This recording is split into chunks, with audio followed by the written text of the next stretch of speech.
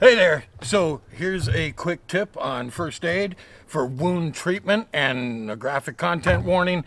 This video contains images of mutilated bananas. It's always important to irrigate an open, bleeding wound, especially if it's dirty. We run running water over it, but in the backcountry we don't have running water, so we often use an irrigation syringe. I use a 60cc irrigation syringe with a little bottle of iodine in it and a catheter tip to get more pressure, and I have a little 3.5-inch tube for suction for cleaning airways in there.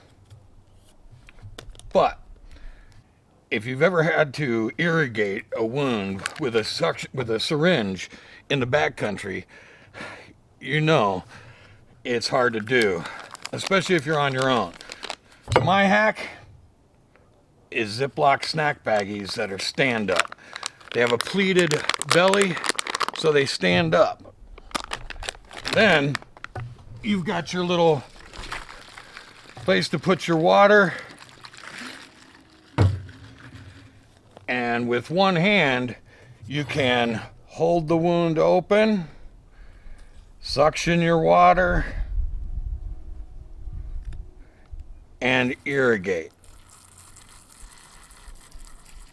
Getting rid of that dirt, cleaning the wound, and if infection is really likely, like with a bite or something, then you may want to put a couple drops of that iodine in there.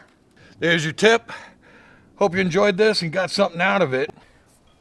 And if you're looking for more practical know-how, visit my online classes at hikingshack.com.